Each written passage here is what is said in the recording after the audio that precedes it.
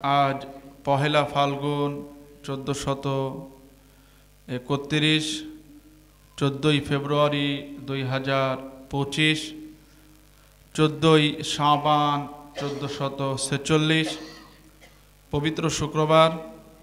আল্লাহ সুবহানাহু ওয়া তাআলা আযজা ওয়া জাল্লার দরবারে আমাদের লক্ষ কোটি অগণিত শুকর এবং সুজুদ যেই মহান আল্লাহ রব্বুল ইজ্জত আমাদেরকে নেক হায়াতে তয়্যিবা দারাজ করে আল্লাহ পাকের ফরজ হুকুম সলাতুল জুমআ আদায় করার জন্য তার ঘরে আসা বসা, পাশাপাশি আল্লাহ সুবহানাহু ওয়া তাআলার কালামে হাকিম থেকে আমাদের মূল্যবান কিছু আলোচনা করা এবং শোনার তৌফিক দান করেছেন। সেই মহান সৃষ্টিকর্তার দরবারে কালিমাতুশ শুকর আদায় করি। জবান খুলে সমস্বরে উঁচু আওয়াজে সকলেই পড়ি আলহামদুলিল্লাহ। লক্ষ কোটি দুরুদ ও সালাম প্যারা হাবিবের উপরে মহব্বতের সাথে সকলেই বলি সাল্লাল্লাহু আলাইহি ওয়াসাল্লাম। সম্মানিত উপস্থিতি, আজকে আমরা যেই দিনে উপনীত হয়েছি এই দিনটি দুই দিক থেকে মহিমান্বিত, আর একদিক থেকে আমাদের জন্য বর্জনীয় কিছু আমল রয়েছে। এর মধ্যে এক হলো আজকে পবিত্র শুক্রবার, দুই আজকে পবিত্র লাইলাতুন নিসফ মিন শাবান তথা মধ্য শাবানের রজনী, বা আমাদের দেশের পরিভাষায় আমরা বলতে পারি শবে বরাত।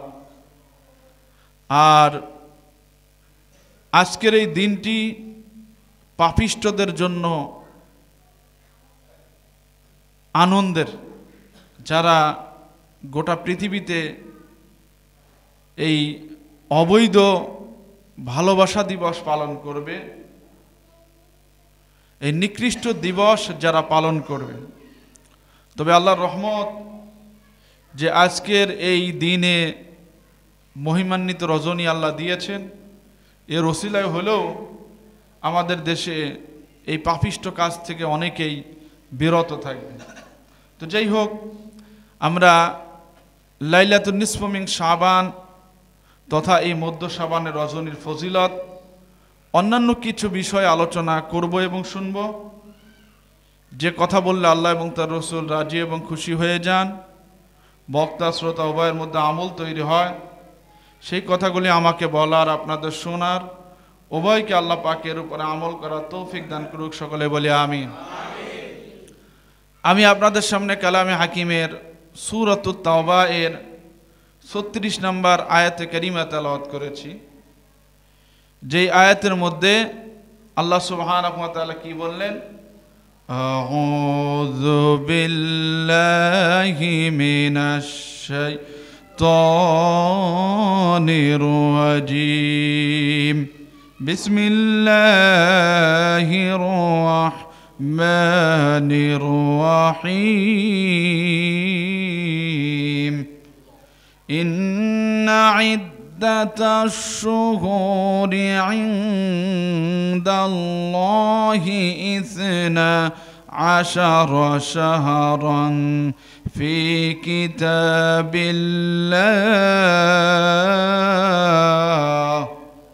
ইয়াওমা খালাকাস সামাওয়াতি ওয়াল আরদ। আল্লাহ সুবহানাহু ওয়া তাআলা বলেন, হে দুনিয়ার মানুষেরা, আমি আল্লাহ সুবহানাহু ওয়া তাআলা এই পৃথিবীর সৃজনের শুরু লগ্ন থেকে মানব জাতির জন্য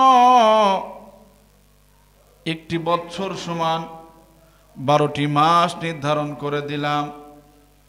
এই 12টি মাসের প্রতিটি মাসই আল্লাহর কাছে অত্যন্ত দামি, মানব জাতির আখিরাতের পাথেয় সংগ্রহ করার জন্য খুবই গুরুত্বপূর্ণ।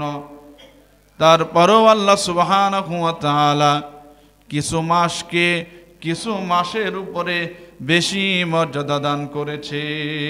সুবহানাল্লাহ বলেন। এমনি ভাবে আল্লাহ সুবহানাহু ওয়া তাআলা 12টি মাসের মধ্যে শ্রেষ্ঠ মাস বানিয়েছেন রমজানকে। এরপরে আল্লাহ সুবহানাহু ওয়া তাআলা আরেকটি মহিমান্বিত মাস আমাদেরকে দিয়েছেন, যেটার নাম হলো এই শাবান। সুবহানাল্লাহ। এই শাবান মাস অত্যন্ত মর্যাদাপূর্ণ মাস, মহিমান্বিত মাস। রাসূলুল্লাহ সাল্লাল্লাহু আলাইহি ওয়াসাল্লাম হাদিসের মধ্যে বলেছেন, রজব শাহরুল্লাহ, রজব হলো আল্লাহর মাস, ওয়া শাবান শাহরি, শাবান হলো আমার মাস, ও রমাদানু লি উম্মতি, আর রমজান হলো আমার উম্মতের মাস। সুবহানাল্লাহ। এরপরে আল্লাহ সুবহানাহু ওয়া তাআলা এই একটি বছরের মধ্যে সৌর বছর অনুযায়ী 365 দিন নির্ধারণ করে দিয়েছেন, চন্দ্র বছর অনুযায়ী 354 দিন নির্ধারণ করে দিয়েছেন। এই প্রতিটি দিনই আল্লাহর কাছে অত্যন্ত দামি, আমাদের জন্য খুবই গুরুত্বপূর্ণ। কারণ কিয়ামতের ময়দানে মানুষ সবচাইতে বেশি আফসোস করবে তার জীবনের সময়টাকে নষ্ট করার জন্য। আল্লাহু আকবার। সবচাইতে মানুষ কিয়ামতে আফসোস করবে কেন সে তার সময়টাকে নষ্ট করেছে। এই জন্য প্রতিটি সেকেন্ডই আল্লাহর কাছে দামি। সম্মানিত উপস্থিতি, তবে আল্লাহ সুবহানাহু ওয়া তাআলা এই দিন সমূহের মধ্যে কিছু দিনকে আল্লাহ সুবহানাহু ওয়া তাআলা বেশি মর্যাদাপূর্ণ বানিয়েছেন, দামি বানিয়েছেন। এর মধ্যে সবচাইতে মর্যাদাপূর্ণ দিনের নাম হলো ইয়াউমে আরাফার দিন।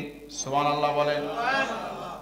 শুক্রবারের দিন, দুই ঈদের দিন, এরকম কিছু ফজিলতপূর্ণ দিন রয়েছে। অনুরূপভাবে আল্লাহ সুবহানাহু ওয়া তাআলা কিছু মর্যাদাপূর্ণ রাত বানিয়েছেন। এই রাত সমূহের মধ্যে সবচেয়ে মর্যাদাপূর্ণ রাতের নাম হলো লাইলাতুল কদরের রাত। সুবহানাল্লাহ বলেন। সবচেয়ে মর্যাদাপূর্ণ শ্রেষ্ঠ রাতের নাম হলো কি? লাইলাতুল কদর। এরপর আল্লাহ সুবহানাহু ওয়া তাআলা যত মর্যাদাপূর্ণ রাত নির্ধারণ করেছেন, সমস্ত রাত সমূহের মধ্যে অন্যতম মর্যাদাপূর্ণ রাতের নাম হলো লাইলাতুন নিসফা মিন শাবান, তথা মধ্য শাবানের রজনী। সুবহানাল্লাহ। এই মধ্য শাবানের রজনী। এখন এই রাতকে আমাদের দেশে আমরা বলি শবে বরাত। এই শবে বরাত শব্দটা, সব শব্দ হলো ফার্সি শব্দ, আর বরাত শব্দ আরবি যদিও, কিন্তু এই শব্দটি উর্দু, ফার্সি বা আরবি তিন ভাষাতেই ব্যবহার হয়। উর্দু এবং ফার্সিতে ব্যবহার হলে সেটার অর্থ আসে ভাগ্য, আর আরবিতে ব্যবহার আসে হলে সেটির অর্থ হলো মুক্তি। তাহলে শবে বরাত শব্দের মূল অর্থ হবে মুক্তির রজনী। জোরে বলেন কি? মুক্তির রজনী। এই রাতের অসংখ্য নাম রয়েছে। এর মধ্যে এক নাম্বার হলো লাইলাতুল ঈদুল মালাইকা। আল্লাহ সুবহানাহু ওয়া তাআলা আমাদের জন্য যেমন দুটি আনন্দের দিন রেখেছে, অনুরূপভাবে আল্লাহ সুবহানাহু ওয়া তাআলা ফেরেশতাদের জন্য দুটি আনন্দের রাত রেখেছে। এর মধ্যে এক নাম্বার হলো লাইলাতুল কদর, আর দুই নাম্বার হলো লাইলাতুন নিসফা মিন শাবান তথা শবে বরাত, যেই রাত্রে আল্লাহর রহমতের ফেরেশতারা দুনিয়াতে আগমন করে। সুবহানাল্লাহ। আরো জোরে বলেন সুবহানাল্লাহ। দুই নম্বরে এই রাতের আরেকটি নাম হলো লাইলাতুল ইতক মিনান নার। এই রাতের আরেকটি নাম হলো, এই রাত হলো মানুষকে জাহান্নাম থেকে মুক্তি দেওয়ার রাত। সুবহানাল্লাহ বলেন। তিন নাম্বার, এই রাতের আরেকটি নাম হলো লাইলাতুম বারাতুম মিনাজ যুনুব, পাপ থেকে মুক্ত হওয়ার রাত। সুবহানাল্লাহ জোরে বলেন। পাপ থেকে মুক্তি দেওয়ার রাত। তবে এই রাতকে হাদিসের পরিভাষায় বলা হয়েছে লাইলাতুন নিসফু মিন শাবান, তথা মধ্য শাবানের রজনী। আর সাহাবায়ে কেরাম রিদওয়ানুল্লাহি তাআলা আলাইহিম আজমাইন তারাও এই রাতকে বলতেন লাইলাতুল নিসফু মিন শাবান। সুবহানাল্লাহ। আর আমরা বলি শবে বরাত, সমস্যা নেই কো, তবে মনে রাখতে হবে বরাত মানে হলো কি? মুক্তির রাত। আগের জামানায় অনেকেই মনে করতো শবে বরাত মানে হলো ভাগ্যের রাত, যে আগামীতে খাইতে পারবো কি না পারবো, এই বছর যত পারি পাল্লা দিয়ে হালুয়া রুটি বানাই, এরকম হইতো কিনা আগে? হালুয়া রুটি খাওয়া আপনার নিষেধ না, কিন্তু এটাকে ধর্মের অংশ বানানো যাবে না। আপনার মন চাইছে আপনি খাবেন, সমস্যা কি? সম্মানিত উপস্থিতি, এখন কোরআনের মধ্যে এই রাত সম্পর্কে কোরআনে সরাসরি কোনো আয়াত পাওয়া যায় না। সূরা দুখানের যে আয়াত বলা হয়েছে ইন্না আনজালনাহু ফি লাইলাতিন মুবারাকা, আর এখানে হু দ্বারা কোরআনকে উদ্দেশ্য নেওয়া হয়েছে। আর সুস্পষ্টভাবে কোরআন নাজিল হয়েছে লাইলাতুল কদরের রাতে। আল্লাহ পাক সূরাতুল কদরের মধ্যে বলেছেন। এজন্য এখান থেকে বোঝা যায় লাইলাতুল মুবারাকা ঠিক আছে, প্রতিটি রাতই বরকতময়, এই রাতও বরকতময়, কিন্তু ওখানে লাইলাতুল মুবারাকা দ্বারা উদ্দেশ্য হলো লাইলাতুল কদরের রাত, লাইলাতুল কদরের রাত। তাহলে কোরআনে এই ব্যাপারে সরাসরি কোনো নস পাওয়া যায় না, কিন্তু হাদিসে এই ব্যাপারে দলিল রয়েছে। এই লাইলাতুল নিসফু মিন শাবান তথা শবে বরাতের ফজিলতের সম্পর্কে প্রায় 10টি হাদিস বর্ণনা এসেছে। 10টি হাদিস কিন্তু কম না, অনেক। এর মধ্যে একটি হাদিস রয়েছে সহিহ। কিছু মানুষেরা আছে দেখবেন এই রাতের ফজিলতকে একদম অস্বীকার করে, আবার কিছু আছে এই রাতকে বেশি গুরুত্ব দিতে গিয়ে লাইলাতুল কদরের গুরুত্ব হারিয়ে ফেলে। আছে কিনা? এই রাত্রে আমরা অনেকে আলহামদুলিল্লাহ সমবেত হই, কিন্তু লাইলাতুল কদরের রাত্রে সেই তুলনায় সমবেত হই না। সম্মানিত উপস্থিতি,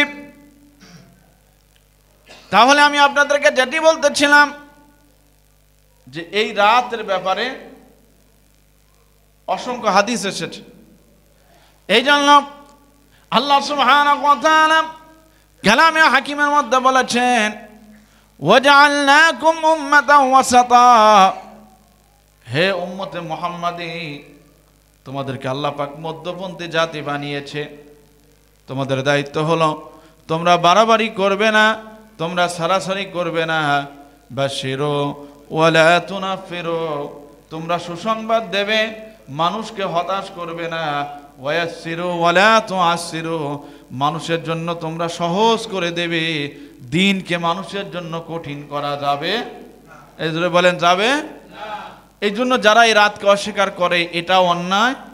আবার এই রাতকে ডিফেন্ড করে যারা অতিরিক্ত আপনার লাইটিং করা, আলোকসজ্জা করা, বাজি ফোটানো, সারা রাত আপনার শুধু ঘোরাফেরা করা, এটাও কিন্তু ইসলাম অ্যালাউ করে না। সম্মানিত উপস্থিতি, তাহলে আমি আপনাদেরকে যেই কথা বলতেছিলাম, এই রাতের অনেক ফজিলত রয়েছে। রাসূলুল্লাহ সাল্লাল্লাহু আলাইহি ওয়াসাল্লাম সহিহ হাদিসের মধ্যে বলেন, হযরতে মুআয ইবনে জাবাল রাদিয়াল্লাহু তাআলা আনহু বলেন, قال رسول الله صلى الله عليه وسلم إن الله لا يطلع في ليلة النصف من شعبان فيغفر لجميع خلقه إلا لمشرك أو لمشاهين। রাসূলুল্লাহ সাল্লাল্লাহু আলাইহি ওয়াসাল্লাম বলেন, এই রাতে আল্লাহ সুবহানাহু ওয়া তাআলা পৃথিবীর আকাশের নিকটবর্তী হয়, ফায়াগফিরু লিজামি খালকিহি, দুনিয়ার সমস্ত মুমিনদেরকে আল্লাহ পাক maaf করে দেয়। সুবহানাল্লাহ বলে। ইল্লা লিমুশরিকিন আও লিমুশাহিন, তবে দুই শ্রেণীর মানুষকে আল্লাহ maaf করে না। এর মধ্যে 1 নাম্বার যারা হিংসা করবে, আর 2 নাম্বার যারা আল্লাহর সাথে শিরক করবে। নাউজুবিল্লাহ। এখানে এই হাদিসটার উদ্দেশ্য হলো যারা শিরক করবে না, যারা হিংসা হৃদয়ে হিংসা লালন করবে না, এই রাত্রে আল্লাহ পাক তাদেরকে অটোমেটিক্যালি maaf করে দেবে। সুবহানাল্লাহ। কিন্তু যারা শিরক করবে, হিংসা করবে, তারা যদি এই রাত্রে মাপ পেতে চায় তাহলে অবশ্যই তাদেরকে এই রাত্রে তওবা করতে হবে। কি করতে হবে? এজরে বলেন কি? কারণ রাসূলুল্লাহ সাল্লাল্লাহু আলাইহি ওয়াসাল্লাম হাদিসের মধ্যে বলেছে, আত-তাইবু মিনাজ যামবি কামান লা যামবা লাহু। এ আমার উম্মতেরা, আল্লাহ সুবহানাহু ওয়া তাআলা তোমাদের জন্য যে তাওবা নামক প্রতিষেধক রেখেছে, তোমরা যদি আল্লাহর কাছে তাওবায়ে নাসুহা খাঁটি তওবা করতে পারো, আল্লাহ পাক একটা শিশু সন্তানকে যেমন মায়ের পেট থেকে নিষ্পাপ অবস্থায় জন্ম দেয়, ভূমিষ্ঠ করায়, অনুরূপভাবে আল্লাহ সুবহানাহু ওয়া তাআলা তোমরা যখন তাওবা করবে, আল্লাহ তোমাদেরকে ওই শিশু সন্তানের মতো নিষ্পাপ বানিয়ে দেবে। আরো জোরে বলেন। এখন এই রাত্রে আমরা নিষ্পাপ হতে চাই কি চাই না? এখন এই যে শিরক থেকে আপনি তওবা করবেন, আমি তওবা করব, শুধু করলে হবে না, আর শিরক করা যাবে। আপনাদের এলাকায় আমার কাছে মনে হচ্ছে ইদানিং শিরকে সরাসরি আরো বাড়ছে। এই রজব মাসের শেষের দিকে এসে গান বাজনা এমন শুরু হইলো, আগে এইরকম দেখি নাই। আর এখন মাজারগুলি ভয়ঙ্কর অবস্থা, এগুলা সরাসরি মূর্তি পূজার মতো অবস্থা হচ্ছে। এবং যে সমস্ত মুসলমানরা ওই জায়গা ওইগুলি দেখার জন্য যাবে, ওইগুলি খাওয়ার জন্য যাবে, ওগুলি ইমানদার থাকবে না, বেঈমান হয়ে যাবে। এগুলির বিরুদ্ধে প্রতিবাদ সবারই করতে হবে, হুজুরের একার দায়িত্ব না। হিন্দুরা এক জায়গায় আপেল, দুধ, কলা এগুলা জমা করে এরপরে নদীতে ফেলায়। মুসলমান এগুলি কিভাবে করে? এটা কি কোনো ধর্মের অংশ হতে পারে? আপনাদের এলাকায় এই সমস্ত ভয়ঙ্কর মাজারগুলি, প্রতিটি মুসলমানের দায়িত্ব এই মাজারের বিরুদ্ধে কথা বলতে হবে, সরব হতে হবে। মাজার বলতে বুঝেন আল্লাহর ওলিদের কবর জিয়ারত করা ভালো, কিন্তু আল্লাহর ওলিদের নামে যে সমস্ত শিরকি কাজ করা হয় ওইগুলিকে নষ্ট করতে হবে। কথা বলেন ঠিক কিনা? কি আশ্চর্য ব্যাপার, এগুলি এখন রমরমা অবস্থা। আল্লাহ হেফাজত করুক, সকলে বলি আমিন। সম্মানিত উপস্থিতি, এরপরে আসেন এই রাতের ফজিলতের ব্যাপারে কয়েকটি হাদিস রয়েছে। উম্মুল মুমিনিন হযরত আয়েশা সিদ্দিকা রাদিয়াল্লাহু তাআলা বলেন, যেহেতু রাসূলুল্লাহ সাল্লাল্লাহু আলাইহি ওয়াসাল্লামের একাধিক স্ত্রী ছিল, নবী সাল্লাল্লাহু আলাইহি ওয়াসাল্লাম দিন নির্ধারণ করে দিয়েছিল, এই শবে বরাতের দিন যখন আসলো, মধ্য শাবানের রজনী যখন আসলো, ওই রাতটি ছিল হলো আমার ভাগ্যে ছিল। রাসূলুল্লাহ সাল্লাল্লাহু আলাইহি ওয়াসাল্লাম ঘরের মধ্যে প্রবেশ করলেন। আমি আনন্দিত হয়ে গেলাম, কিন্তু রাসূলুল্লাহ সাল্লাল্লাহু আলাইহি ওয়াসাল্লাম হঠাৎ করে আমার ঘরে প্রবেশ করে আবার কাপড় পরে ঘর থেকে বেরিয়ে গেলেন। আমি ভীত সম্ভ্রস্ত হয়ে গেলাম, চিন্তায় পড়ে গেলাম, প্যারা হাবিব আমাকে রেখে অন্য কোনো সতীনের ঘরে গেল কিনা। স্বাভাবিক নারী হিসাবে আমার মধ্যে ঈর্ষা হতে পারে। আমি অন্যান্য আমার যে সমস্ত সতীনরা ছিল তাদের সবার ঘরে প্যারা হাবিবকে খোঁজ করলাম, আমি কারো ঘরে প্যারা হাবিবকে খুঁজে পেলাম না। আল্লাহু আকবার বলেন। আমি আরো বেশি আতঙ্কগ্রস্ত হয়ে গেলাম। আমি রাসূলুল্লাহ সাল্লাল্লাহু আলাইহি ওয়াসাল্লামকে খুঁজতে খুঁজতে খুঁজতে খুঁজতে জান্নাতুল বাকিতে চলে গেলাম। সেখানে যাওয়ার পরে দেখি আমার আপনার প্যারা হাবিব সাল্লাল্লাহু আলাইহি ওয়াসাল্লাম জান্নাতুল বাকি বাসীর জন্য আল্লাহর কাছে দোয়া করতেছে। সুবহানাল্লাহ। আমি রাসূলুল্লাহ সাল্লাল্লাহু আলাইহি ওয়াসাল্লামের আরো নিকটবর্তী হয়ে গেলাম।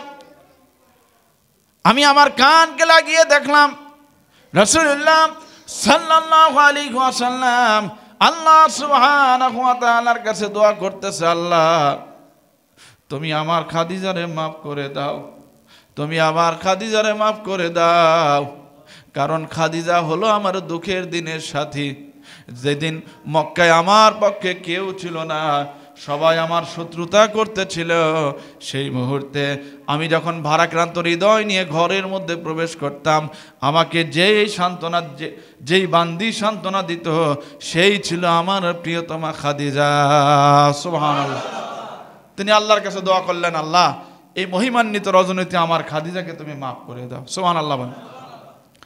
রাসূলুল্লাহ সাল্লাল্লাহু আলাইহি ওয়াসাল্লাম উম্মুল মুমিনিন হযরত আয়েশা সিদ্দিকা রাদিয়াল্লাহু তাআলা আনহাকে বললেন, আয়েশা তুমি কি মনে করো প্যারা হাবিব তোমার উপরে বেইনসাফি করবে? আয়েশা রে, জিবরাইল আমিন আলাইহিস সালাতু ওয়াস সালাম আমার কাছে এসে বলল, ইয়া রাসূলুল্লাহ, ইয়া হাবিবাল্লাহ, আজকে মহিমান্বিত রজনী, আপনি দেরি করেন না, আপনি আল্লাহর কাছে দোয়া করেন, আপনি আল্লাহর কাছে দোয়া করেন, মহিমান্বিত রজনীকে আপনি কাজে লাগান। এই জন্যই আমি ঘর থেকে বের হয়ে এই মহিমান্বিত রজনীতে জান্নাতুল বাকিবাসীর জন্য দোয়া করতে গিয়েছিলাম। সুবহানাল্লাহ। 2 নাম্বার, উম্মুল মুমিনিন হযরত আয়েশা সিদ্দিকা রাদিয়াল্লাহু তাআলা আনহা বলেন, আমি প্যারা হাবিব সাল্লাল্লাহু আলাইহি ওয়াসাল্লামের সাথে বিছানায় শোয়া অবস্থায় আছি। হঠাৎ করে রাসূলুল্লাহ সাল্লাল্লাহু আলাইহি ওয়াসাল্লামের দিকে আমি হাতটা বাড়িয়ে দেখি প্যারা হাবিব বিছানায় নেই। আমি আশ্চর্য হয়ে গেলাম। এরপর আমি সামনে তাকিয়ে দেখি রাসূলুল্লাহ সাল্লাল্লাহু আলাইহি ওয়াসাল্লাম রাতের বেলা দাঁড়িয়ে লম্বা কিয়াম করতেছে, লম্বা রুকু করতেছে, সিজদা করতেছে, রুকু করতেছে, লম্বা সিজদা করতেছে। প্যারা হাবিব সাল্লাল্লাহু আলাইহি ওয়াসাল্লাম সিজদায় চলে গেল, লম্বা সময় সিজদা করলো। আমি ভয় পেয়ে গেলাম, প্যারা হাবিবের কোনো কিছু হয়ে গেল কিনা। আমি প্যারা হাবিব সাল্লাল্লাহু আলাইহি ওয়াসাল্লামের শরীরে একটু স্পর্শ করলাম। রাসূলুল্লাহ সাল্লাল্লাহু আলাইহি ওয়াসাল্লাম বললেন, আয়েশা রে, তুমি চিন্তা করো না, আমি এই জন্য লম্বা সময় রুকু করছি, এই জন্য লম্বা সময় সিজদা করতেছি। আজকের রাত হলো মহিমান্বিত রজনী, এই রাত্রে আল্লাহ তার বান্দাদেরকে মাফ করে থাকে। আরো জোরে বলেন সুবহানাল্লাহ।